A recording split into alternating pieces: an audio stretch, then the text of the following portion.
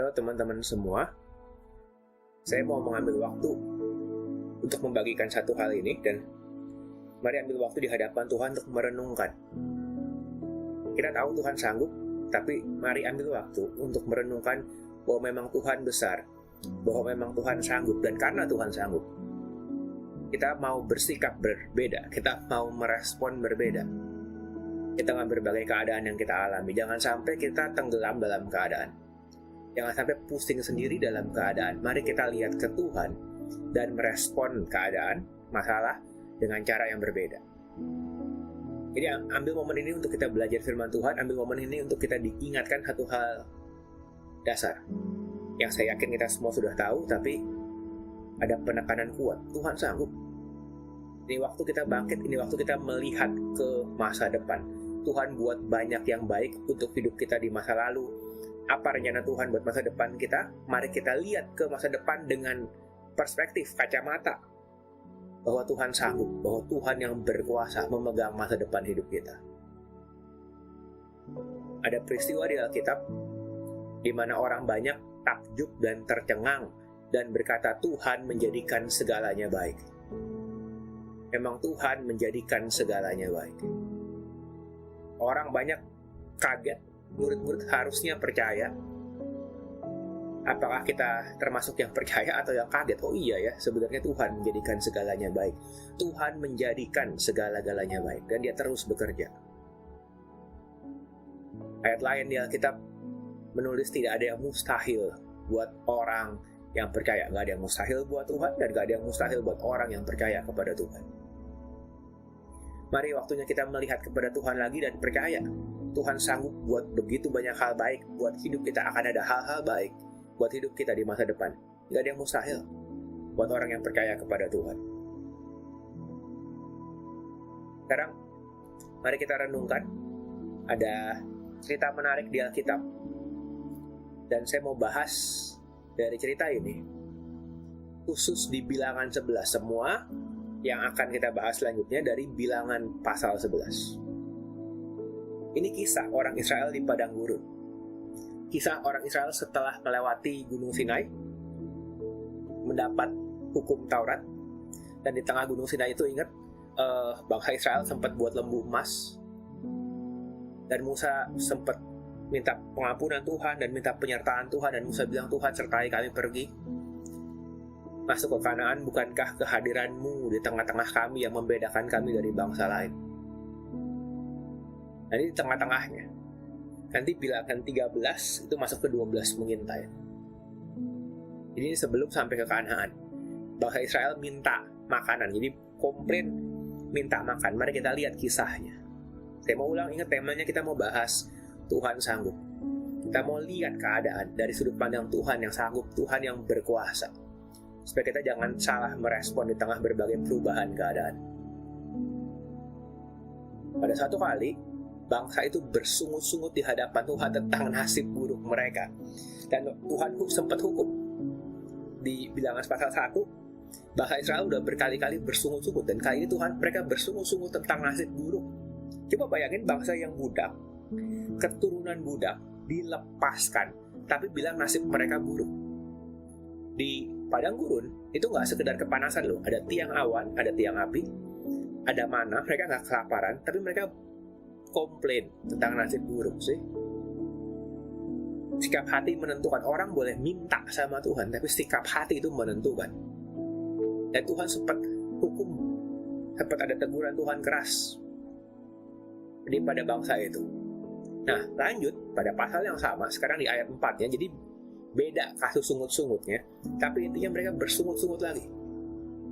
Alkitab menulis ada orang-orang bajingan. Bahasa Alkitab itu bahasa apa adanya. Pada orang-orang bajingan kermasukan nafsu rakus. Jadi ada orang-orang yang gak bisa mengontrol nafsu mereka, tapi mereka mulai memprovokasi orang lain sih.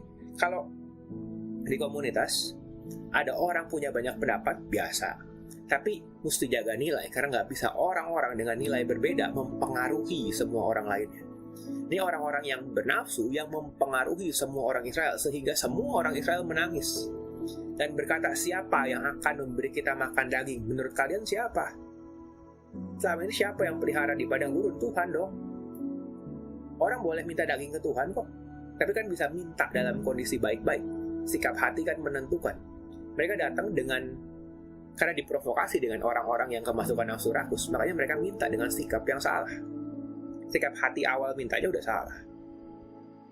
Dan mereka bukan sekedar minta, mereka bilang malah membandingkan. Kita teringat kepada ikan yang kita makan di Mesir dengan gak bayar apa-apa. Iya budak makan gak bayar apa-apa, tapi ditindas.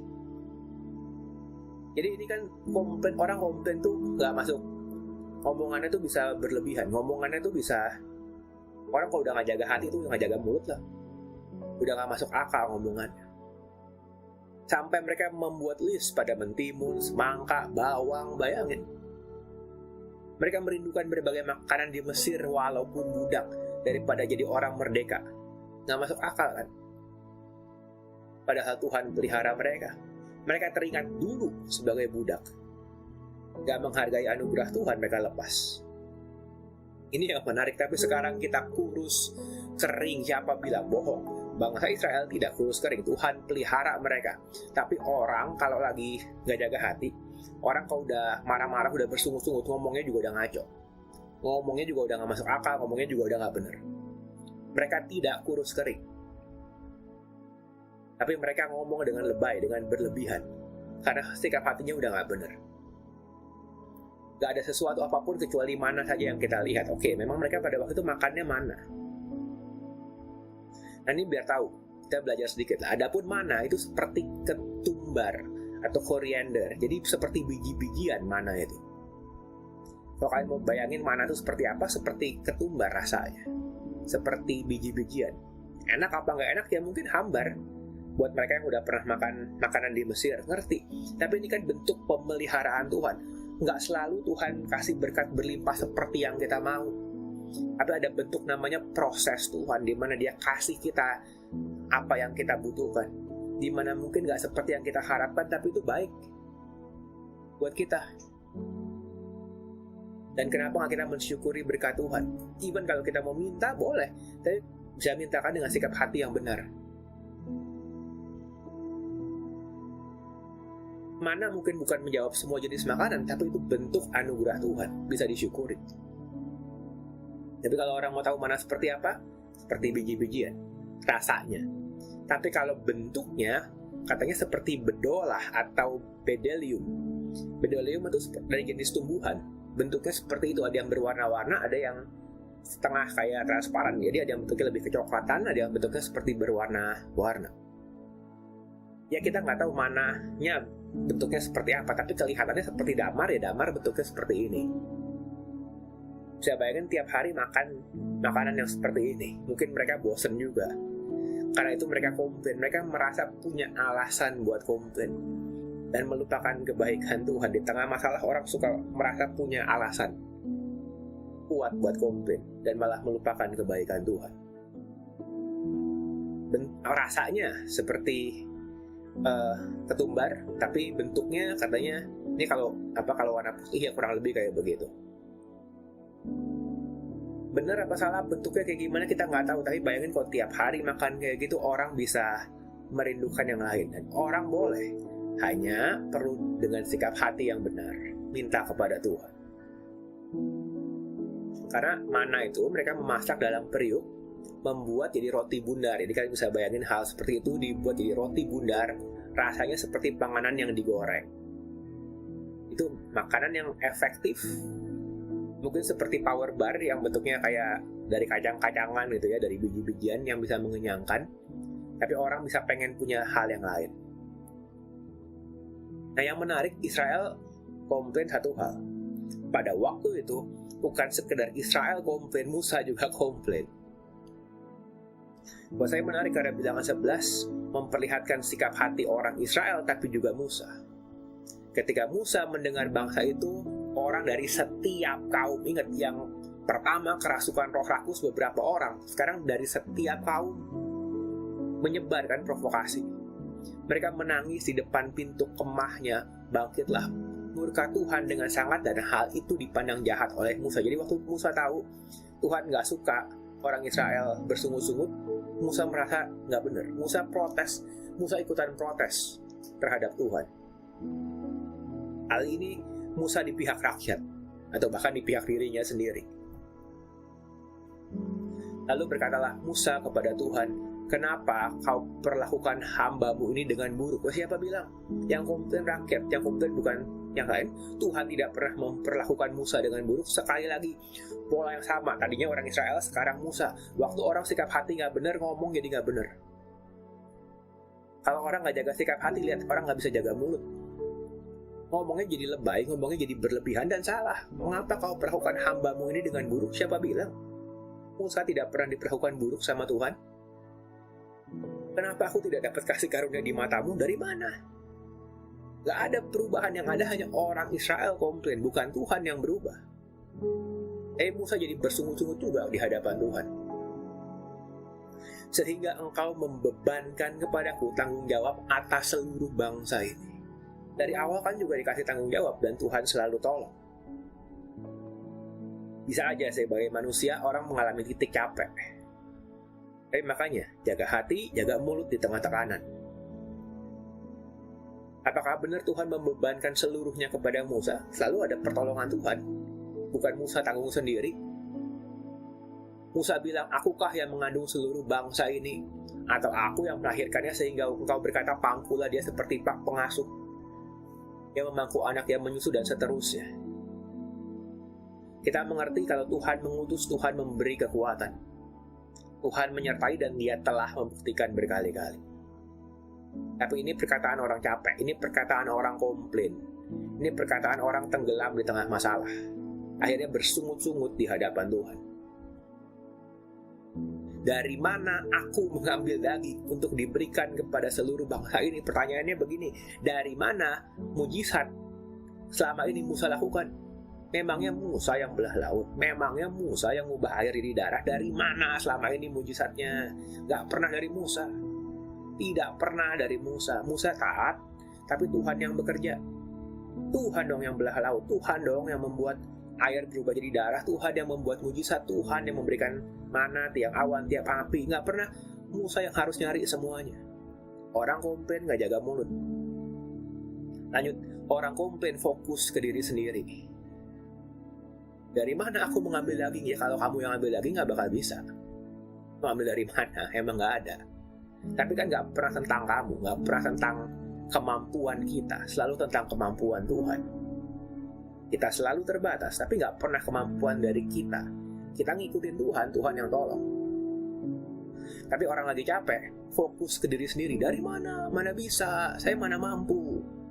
Sejak kapan dari kemampuan kamu? Selalu dari Tuhan. Karena mereka menangis kepadaku dan berkata, "Berilah kami daging buat dimakan." Musa terbeban merasa perlu memenuhi tuntutan rakyat. Ngapain? Dari awal juga bukan Musa yang berkatin rakyat. Mana juga bukan dari Musa. Hanya nggak bisa lihat dengan jernih. Karena capek, karena tenggelam dengan begitu banyak masalah. Seorang diri tidak dapat memikul tanggung jawab atas seluruh bangsa. Catat ini, karena Musa yang ngomong, dia yang seorang diri memikul tanggung jawab seluruh bangsa. Bukan Tuhan yang ngomong begitu, bukan orang Israel. Musa merasa dia seorang diri. Padahal nggak seorang diri juga. Ingat ada Harun, ingat ada Miriam. Jadi dia nggak seorang diri juga sebenarnya. Tapi perasaan Musa, namanya orang lagi capek kan lebay. Orang lagi capek nggak jaga mulut. Orang lagi capek kan fokus ke diri sendiri berlebihan. Akhirnya dia bilang, "Aku seorang diri." Sama kayak Elia. Waktu lagi capek, hanya aku yang menyembah Tuhan di seluruh bangsa ini. Tuhan bilang, "Nggak juga sih. Ada lagi yang lain sebenarnya." Hanya orang nggak sadar aja. Orang nggak bisa lihat lah. Orang lagi capek tuh fokus ke diri sendiri. Aku seorang diri memikul tanggung jawab. Yang hebat tuh Tuhan, gak pernah kita. Waktu orang capek fokus ke diri sendiri, ya gak bakal mampu. "Jika engkau berlaku demikian kepadaku, sebaiknya engkau membunuh aku saja," kata Musa. Menarik ya, bilangan 11 soalnya membicarakan komplain Musa juga kepada Tuhan. Bahkan Musa minta mati, bayangin. "Jika aku mendapat kasih karunia di matamu supaya aku tidak harus melihat celaka." Masa minta kasih karunia dengan cara bunuh diri? Enggak. Makanya orang nggak jaga mulut tuh begitu. Nah, respon Tuhan. Gara-gara hal ini ada dua respon Tuhan. Respon Tuhan yang pertama, Tuhan mulai mengumpulkan 70 tua-tua Israel namanya. Lalu berfirmanlah Tuhan kepada Musa, kumpulkan di hadapanku di antara para tua-tua Israel 70 orang. Untuk menjadi asisten, menjadi pemimpin-pemimpin yang membantu mengatur bangsa Israel. Ini akibat, ini bukan ide dari Tuhan awalnya, ini akibat komplain Musa yang bilang aku seorang diri. Tapi saya kasih tahu ya, ini biar pada tahu aja. Maksudnya 70 tua-tua Israel ini bukan ngomong masalah delegasi, bukan ngomong masalah pembagian tugas, kita harus membagi tanggung jawab, bukan sekedar itu. Tapi ini sekedar respon Tuhan terhadap Musa, karena 70 tua Israel gak banyak bantu. Baca di Alkitab, apa fungsi 70 tua Israel selama di padang gurun, terus mereka ngapain aja? Gak banyak ditulis di Alkitab.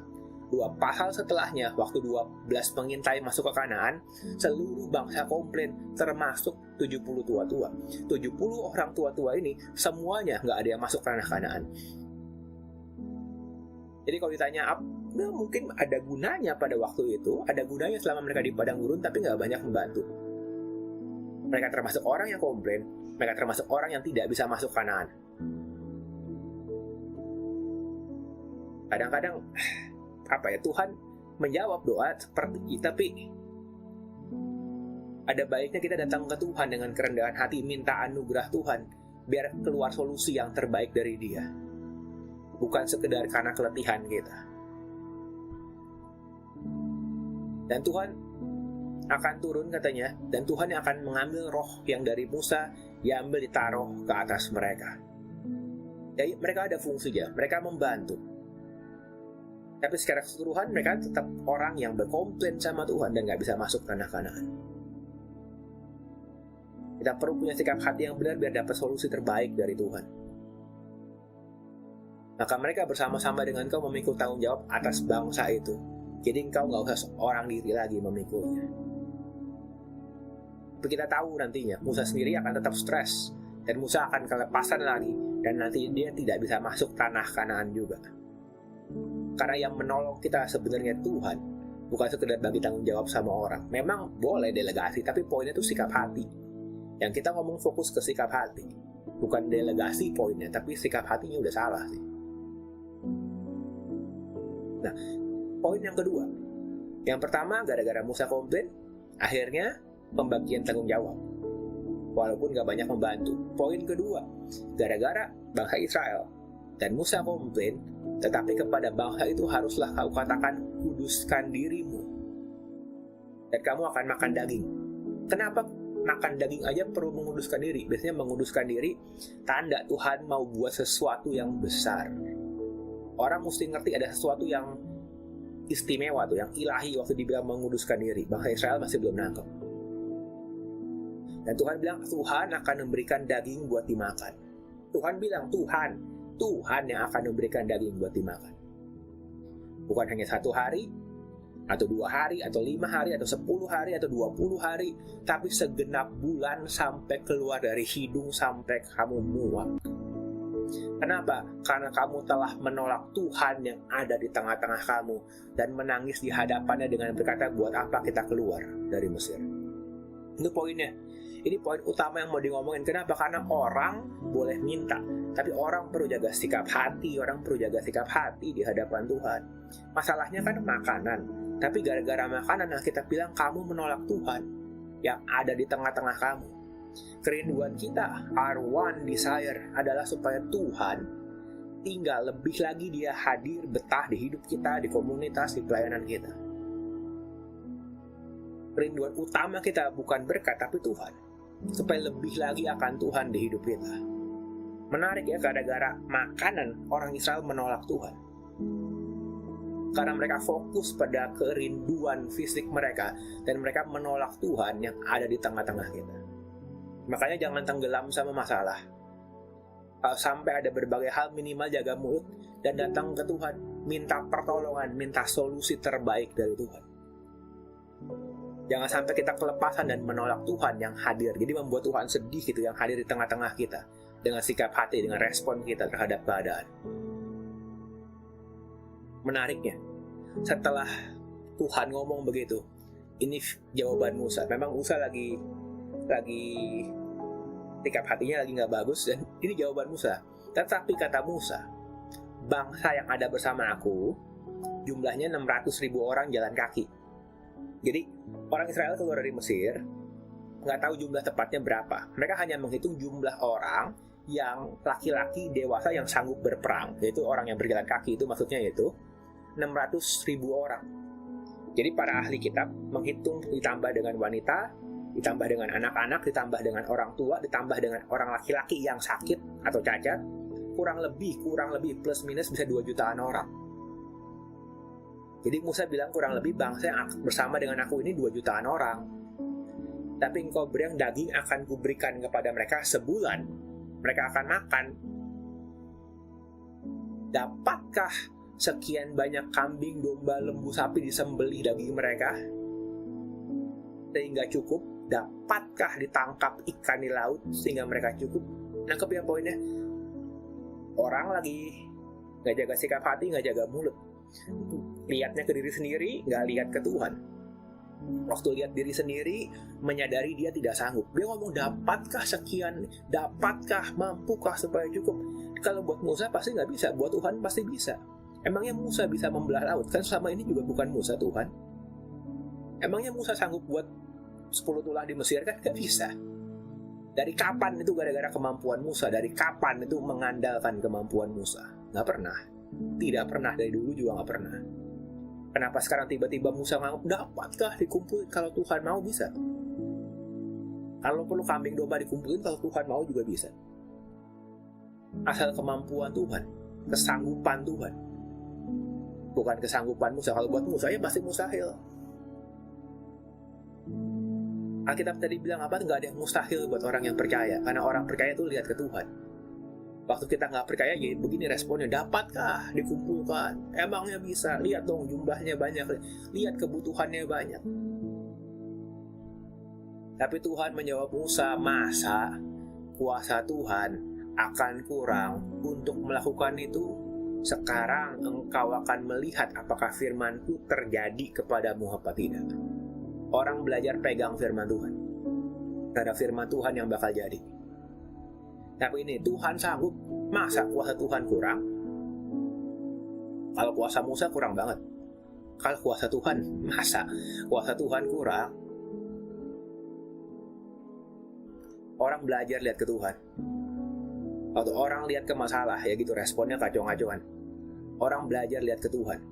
Kita mendapat perspektif yang berbeda. Kita bisa maju di masa depan dengan tindakan iman. Karena masa kuasa Tuhan kurang? Kalau kuasa kita sih kurang. Kalau kuasa kita sih habis-habisan. Tapi kalau Tuhan, kalau itu dari firman Tuhan, ada kekuatan. So, itu yang terjadi. Singkat cerita, Tuhan mengurapi 70 orang, dan Tuhan mendatangkan daging yang sangat banyak kepada orang Israel. Apa yang terjadi? Lalu bertiuplah angin yang dari Tuhan. Bukan dari Musa anginnya. Memang Musa gak pernah sanggup kok. Bertiup angin yang dari Tuhan. Dan dibawalah burung puyuh dari sebelah laut, dihamburkan ke atas tempat perkemahan dan di sekelilingnya. Perhatikan, seberapa banyak burungnya. Kira-kira sehari perjalanan jauhnya ke segala penjuru. Sehari perjalanan jauh tuh gini, kalau orang jalan, ukuran zaman dulu orang jalan, waktu perjalanannya sehari, nah segitu jarak tempuhnya tuh. Nggak tahu berapa tepatnya, kalau orang kurang lebih kira-kira bisa 30-40 kilo. Berapa luas? Sehari perjalanan jauh, jadi 30-40 kilo ke segala penjuru, bisa bayangin nggak? Ke utara, ke selatan, timur, barat, jadi atas, bawah, kiri, kanan, jauhnya bisa 30-40 kilo, isinya daging semua itu, isinya burung semua, sampai tingginya hampir 1 meter. Satu hasta itu 45 cm, 2 hasta itu 90 cm, jadi kurang lebih. Bisa 40 kilo sekeliling, ke utara 40 kilo, ke selatan 40 kilo, dan tingginya hampir 1 meter, daging semua tuh burung dibawa, daging semua. Terus Musa nanya, sanggupkah? Iya, buat kamu nggak sanggup, buat Tuhan mau apa? Ayo. Sampai dikasih daging sebegitu banyak. Orang Israel yang katanya 600.000 pejalan kaki, 2 jutaan orang, sepanjang hari, sepanjang malam nggak kelar, sampai besokan harinya bangkit bangsa itu mengumpulkan burung-burung puyuh itu. Silakan tuh makan tuh daging. Setiap orang sedikitnya, bukan satu keluarga ya, catat, setiap orang mengumpulkan 10 homer. 1 homer kalau ukuran ukuran volumenya kurang lebih 360 liter. Jadi kalau 10 homer, hitung sendiri, satu orang minimum sedikitnya. Ada yang lebih banyak. Bahkan mereka akan menyebar. Jadi kebanyakan mereka dagingnya nggak diambil semua, disebar, ditaruh aja di sekeliling tempat perkemahan. Jadi terbuang saking banyaknya. Coba ngomong lagi, Tuhan sanggup apa enggak? Musa diem dah itu. Orang Israel udah gak ada yang bisa mempertanyakan kuasa Tuhan lagi kalau udah kayak gini. Tapi sayang, kenapa? Karena harus jadi begini kan? Pada buat mereka, baru mereka percaya, baru mereka diem. Sayang.